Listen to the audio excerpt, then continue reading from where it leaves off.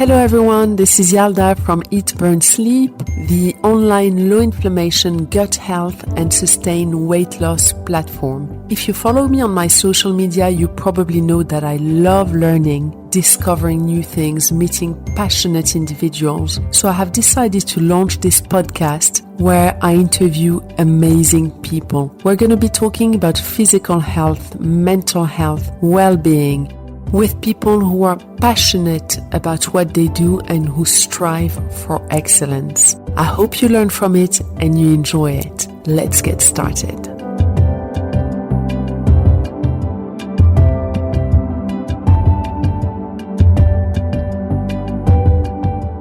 Hello everyone, welcome back to another Eat, Burn, Sleep podcast. I'm here with a very beautiful guest today with Aiste. Hi Aiste, how are you? Hi, how are you? I'm well, thanks so much for being my guest today. It's my pleasure. Aiste is an influencer, a former model, and she looks it, I can assure you that, who has a beautiful Instagram account and an amazing website, luxeat.com, where she features restaurants that she tries and dives deep into the history of cuisine. Her focus is gastronomy, beauty, and taste. So Aiste, tell us a little bit about your story, about how you came to do this. So I come from Lithuania. I've lived there until I was 18. And at 18 years old, I moved to Paris. And at those times, there was no really big restaurant culture in Lithuania. So when I moved to Paris, for me, it was a whole new world. Not only because I was working as a fashion model, but also because I started going to all these new places and anywhere from cafes to fine dining restaurants. And I think Paris really changed my life, food-wise. Amazing. It is the right place to start if you do like food. Yes, I would say so. How many years did you live in Paris? So I lived in Paris for 15 years. And I moved in London 6 years ago. Amazing.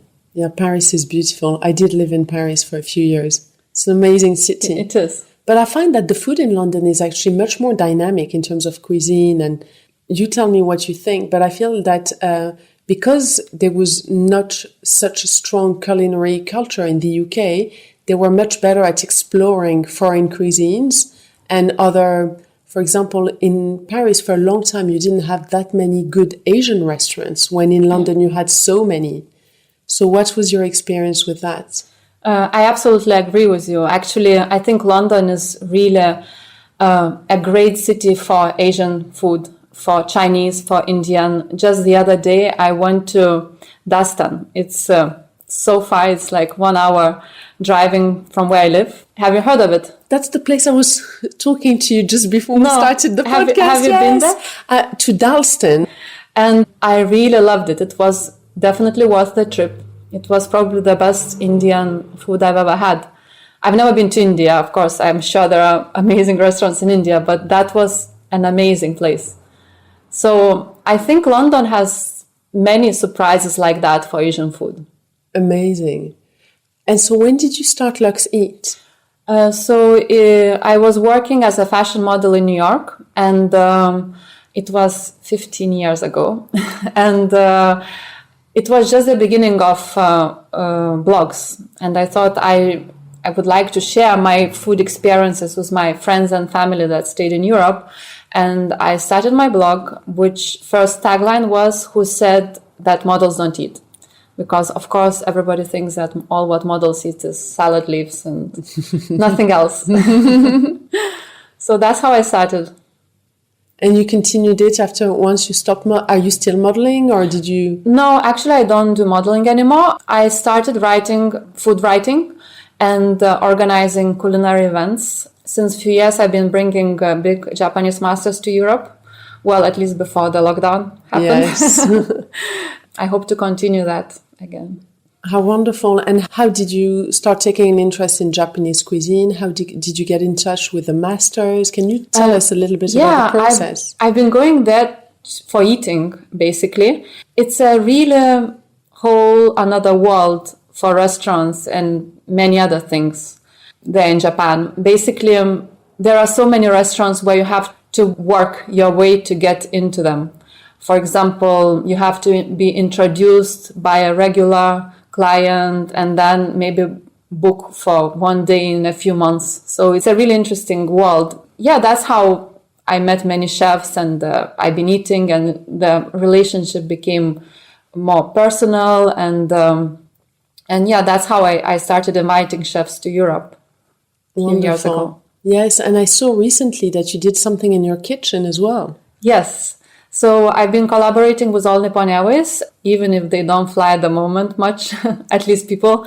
We have been creating content with the best chefs from London, Japanese chefs. They've been cooking their home recipes. And it's been really a fun thing to do, because even if they are cooking in your kitchen, the level of their skills and perfectionism is just incredible. The food was amazing. I had a chance to eat that food afterwards. So I was very lucky. How lucky. And what did you, so do you cook yourself? Yes, I do cook a lot for my son. And how was it when you watch like such a high level of perfectionism in your own kitchen by a Japanese master? What are the takeaways? What are the things that you took for your own cooking? So I would say pay huge attention to detail. So first of all, they use the best ingredients. They didn't allow me to buy the ingredients myself. They brought everything themselves. And then all the techniques. For example, Umu's chef Yoshinori Ishii, he has shown me how to make an omelette, and it's basically just eggs and my pan. But it was so thin and perfect. It was all about the skills. So I took a lot of tips from the chefs. How amazing. I would love to learn. So are you streaming these videos on your socials? Yes, I have posted some, and ANA will post on their websites as well. Yes, I've seen one, but you know, when you talk about a perfect omelette, it really makes me want to learn that. Yes, so actually it was really incredible, and it's all about the skills. Yeah, for me, the best chefs are those who can create something extremely simple. Exactly. But make it extraordinary. I totally agree with you. So I've been doing my newsletter since a few months, which was actually born during the lockdown in London, Luxeat Insider. And my next newsletter theme is everything about eggs. And I had another chef in my kitchen, Alex Dilling, who is the former chef of the Greenhouse, 2 Michelin star chef. And he just made scrambled eggs, and they were amazing. And this time he used the eggs from my fridge, the butter from my fridge. It's all about the skills and the attention to detail, and that I really admire. And the patience. Yeah. Exactly. It's a lot of patience. But actually, someone one day asked me, the food, if you had to eat one food for the rest of your life, what would it be? And I answered eggs. Oh, that's so funny. If there was one food, because it contains protein, it contains fats, and it is the most versatile ingredient. Yes, I agree. So if there was one I had to, because, you know, it takes about 40 minutes to process a poached egg.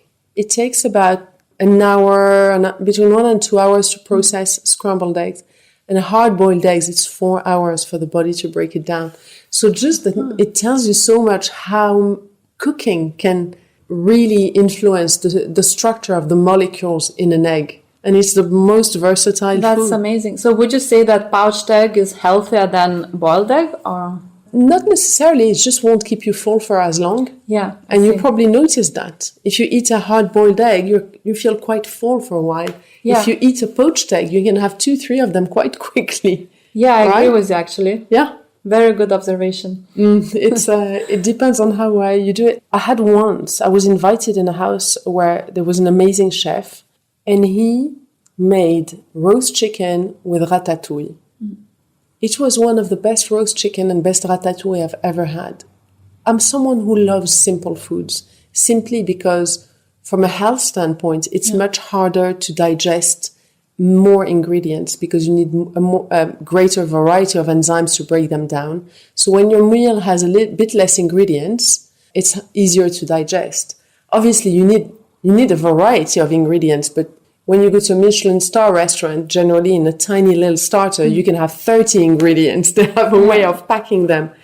And my favorite chefs, and that's where I see the skill, is when they can do something really simple, but extremely well. So what do you think is the secret of a perfect dish for you? It's very simple. It's those 10,000 hours. You know, when you spend... Perfectioning thing. It's doing the same thing over and over and over again. And every time you make it, there is that incremental improvement, which is tiny. But over the years, it improves. And I can see some of my recipes. I tweak them a little bit over the years. And I can see it just turns out so well. For example, I have this banana bread recipe, which everyone raves about. And I released a recipe 2 years ago. But the first time I made it was in 2009. Wow. And it's a simple recipe. There are not that many ingredients. But it's just that over the years, I put a little bit more of this, a little bit less of that. It's playing with it. And as you say, it's also how it's the skill in the hands and the patience. Yeah. And you're right. It's the 10,000 hours of perfectioning that recipe. And I think that's what I observed with these chefs who have been recently in my kitchen, because they've been just doing that for so many times. And they just know exactly how it will turn out. And you start to feel it when you cook. I mean, now when I bake, baking is the one thing where you have to measure, and it's precision. And I'm not someone who naturally likes to measure everything, but I love baking. And now I actually taste the dough, because I've been baking for so long in the way that I bake, which is grain-free and dairy-free. I just put my pinky in the dough, I taste it, and I know how it's going to come out. Yeah. I couldn't have done this 5 years ago. Yeah. It's because of all these years of doing it again and again and again. Absolutely. I don't think there are any other ways of learning cooking than cooking every day and for hours repeating. But, I think it's for most things. I have a friend of mine who's an extraordinary interior designer. He's in his 80s and he's been doing this since his 20s. Yeah. So he just looks at a place and he has so many years of experience. Yeah. He can just come up with a solution immediately and will know down to how a book is placed, if it's at the right angle or not. And I think it's the power of perfecting a skill.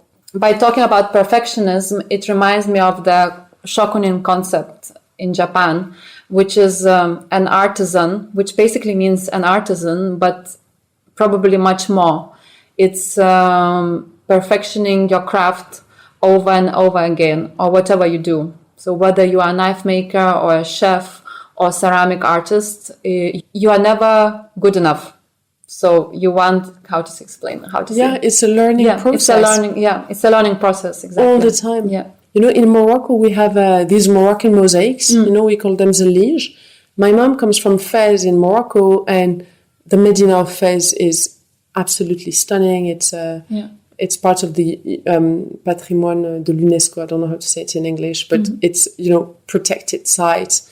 And those mosaics, apparently even computers can't reproduce. They have a way of cutting the stones and putting them all together that's extremely complex. Yeah. And they do it their whole life, and then they teach the son. It's a father down, son job. It's a generational job. And the reason why they're so good at it is because imagine growing up seeing your dad doing that, knowing exactly how to cut the stone, where it's going to go, how to place the color for the overall picture to be amazing. And it becomes second nature because you do it over and over and over again. Yeah. Your job becomes your second nature. Completely. And I've realized that actually truly in my life when I healed myself and I started looking into health. So my previous career was finance. And although I loved it and I enjoyed it and that's what I studied and everything, it wasn't my passion the way health is. I think about health and how the body absorbs certain foods and the interactions and the bioavailability of nutrients and the impact of stress and on cells. And I'm always brainstorming about this in my head all the time, every day, since 2007. And sometimes I meet people, they say, oh my God, where can I learn all the things, where? And there's no answer. It's yours. Exactly. Of reading, of working, of trying to come up with a solution, of remembering things that are important, going back over them, connecting dots. And it's practice makes perfect. You have to practice. And you never stop learning, as you say. Yeah. Being an artisan, it's like your craft. It's an endless process.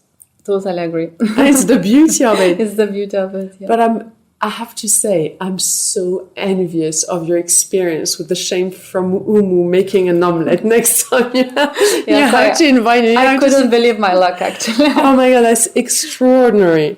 Those are special moments. Yeah, absolutely. I think I'll remember all my life. I'm very honored, actually, that these chefs have accepted my invitation, because the chef from Umu, his former career was chef at Kicho, which is one of the most respected restaurants in Kyoto, Keiseki restaurant. And the fact that a chef from Kicho came to my kitchen, it's just unbelievable. That's amazing. To me. That's amazing. Well, that says a lot about your work and the respect they have for it. Thank you so much. I'm just doing my best. That's amazing. You said to me that before the pandemic, you were organizing events. Yeah. What kind of events were they?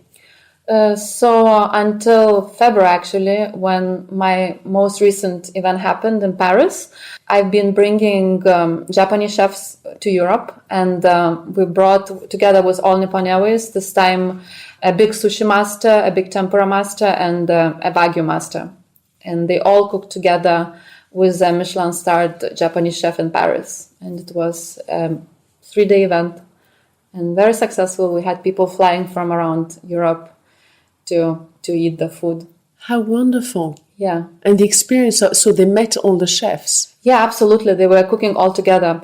And what is interesting about my events I've been organizing with the chefs is that usually in Japan, they don't work together. There is no such thing as, we know, Japanese restaurant where, well, of course there are izakayas where you can try various foods, but usually in Japan, a master runs his restaurant and it's one kind of food. Yes. So it might be tempura. So he will be making only tempura every day. He doesn't have sushi or beef. If you are sushi master, you are making only sushi. And all these chefs who are big masters, they were cooking together, which is a big honor to me and great experience too, because they are really demanding. They would simply refuse to work with ingredients that they don't think are good enough for them. They will rather do something completely different. Wow.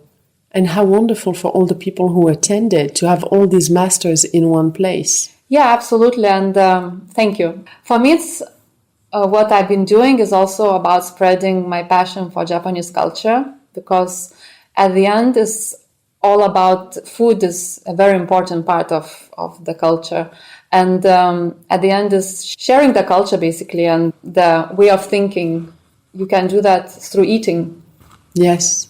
I went to Japan a couple of years ago, and I was lucky enough that sakura was in bloom. I was meant to arrive after the cherry blossoms, and I arrived, they were still on. And I was with a friend of mine who lives in Japan, speaks fluent Japanese, has been living there for years, and showed me around, and we went to all these restaurants. It was extraordinary. And as I was saying to you before we started the podcast, even the lunch boxes at the train station were better than most Japanese restaurants I've ever been to in Europe. I totally agree with you. So one of the best bites I've ever had was in a Shinkansen from Kyoto to Tokyo. I bought this pork sandwich in the station, and I regretted that I didn't buy two because it was so because good. It was so good. Their attention to detail is absolutely amazing. And when I went there, actually, I had been to Morocco on holidays with my kids. Then I came to London for a day, and then I went straight to Japan. And I have to say, the cultural shock. I can imagine. I went from Morocco, where you have donkeys crossing the road and everyone's shouting and everything's a mess, but everything's so, there's a lot of sensuality and a lot of spice and a lot of charm in everything. And you arrive in Japan where at the airport, you can't tell that there is anyone else than you because everyone's in line and saying no is rude. And they're washing metro stations with shampoo, I think. Yes, it was. And I thought to myself, the shock of cultures, but what made Morocco extraordinary, which is the whole individuality thing, is what I thought was missing in Japan. And the attention to detail and perfectionism where in Morocco, the artisans and all of that have attention to detail, but I can assure you, people who drive in the street don't. Oh, yeah. I must say that the crafts in Morocco are amazing. I remember I've stayed at Real Mansour Hotel a few times, and it's just unbelievably beautiful. And you think you are staying at a palace. Yes, yes. Royal Mansour, for people who are listening, is a palace in Marrakesh which had been commissioned actually by the king, and he got all the best artisans in the country for basically the masters of. One person would be, the person doing the lights, the other one the zlige, which is the mosaics, and the whole place. If you go to Marrakesh, even if you do not stay there, definitely go there to have a look or go for a drink or for a cup of tea. It is every square meter you will look at will be full of perfection. It's magical. It's really a magical place. Have you tried the Moroccan restaurant there? Yes, I have. Very good. It's one of the best lambs I've ever had. They have the shoulder of lamb, which we steam in Morocco, and it was the quality of the meat, the way it was done was... I'm getting hungry now. Incredible.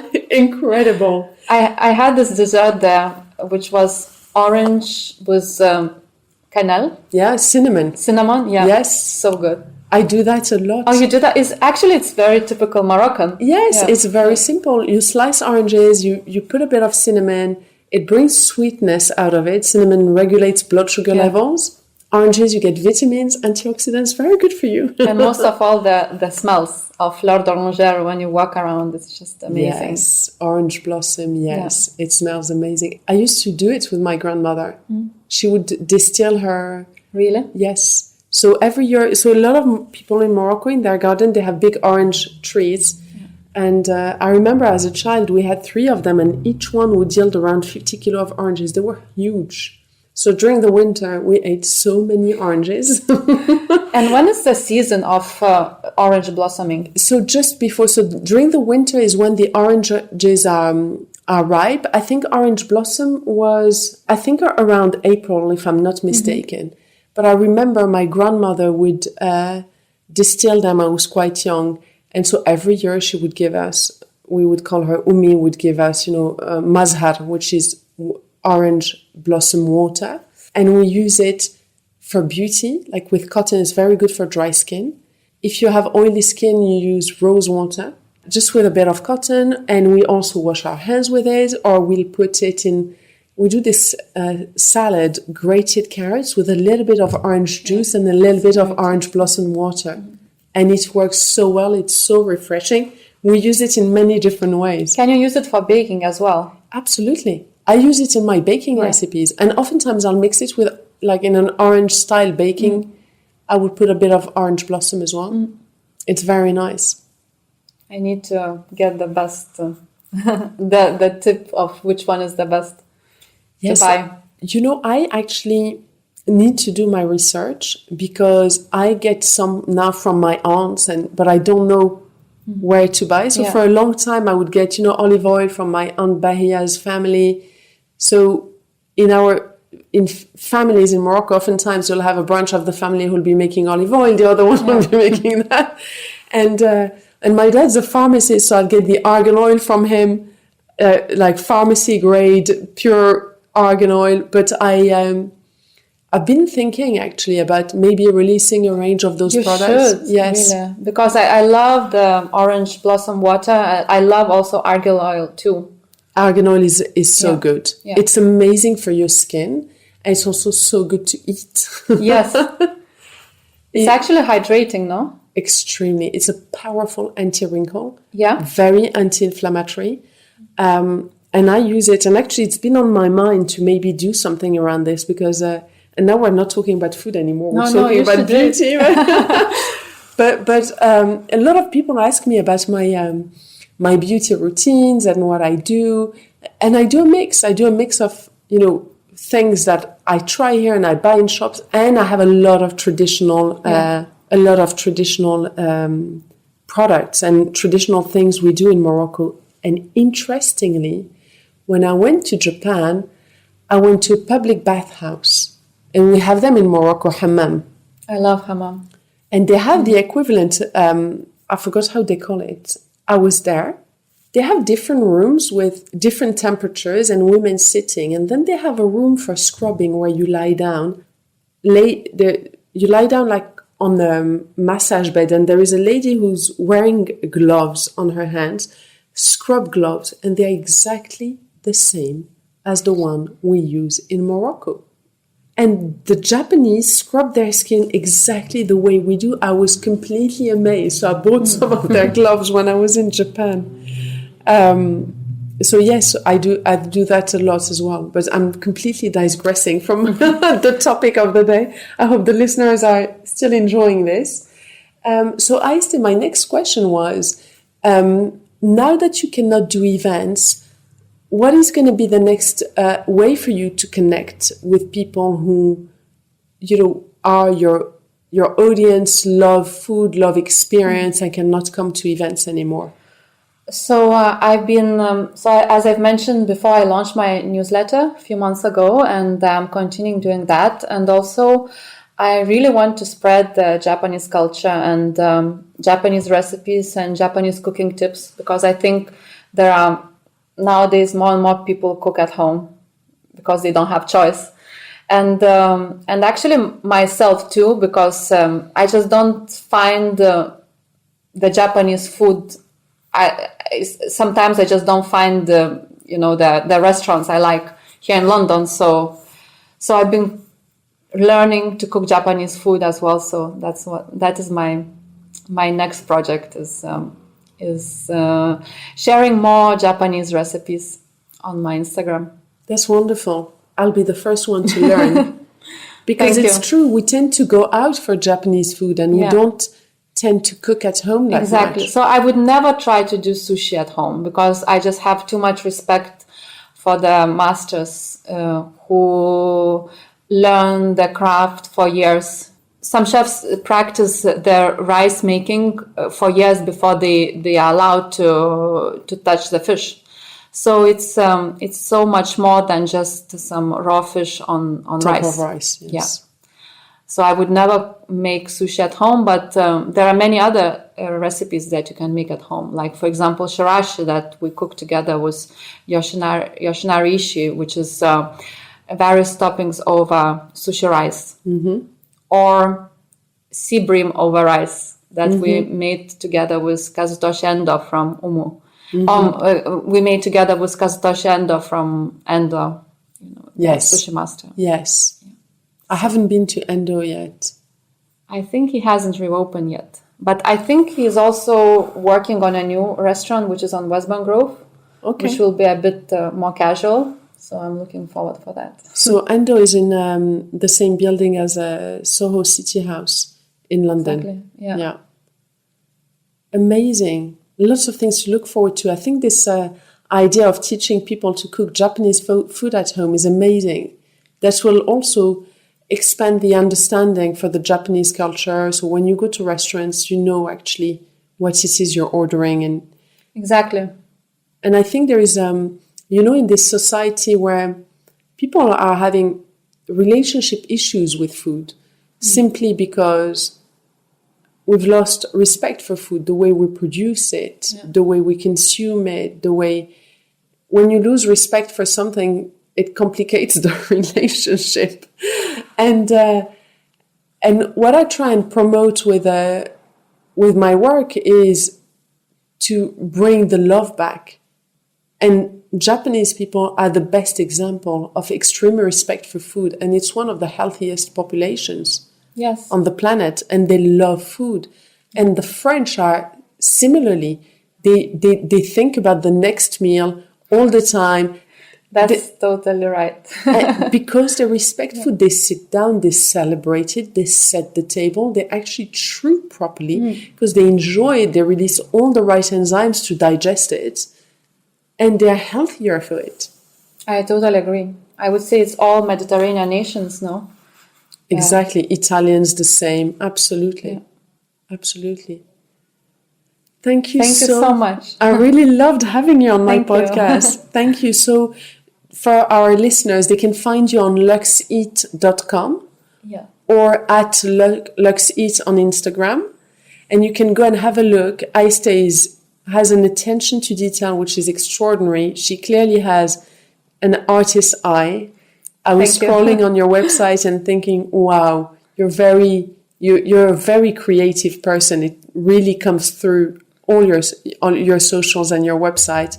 So even if you don't get a chance to go to the restaurants that she talks about, because obviously we're in a situation where we're quite limited now, I'm sure you'll enjoy just having a look at all the things she shares.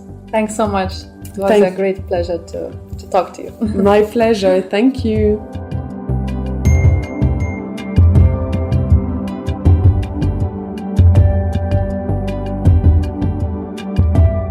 Thank you to all of you for listening today. I hope you enjoyed it. Feel free to go on eatburnsleep.com to learn more about gut health and chronic inflammation. I would really appreciate if you could rate this podcast, and of course feel free to share it with anyone who might enjoy it. Have a beautiful day.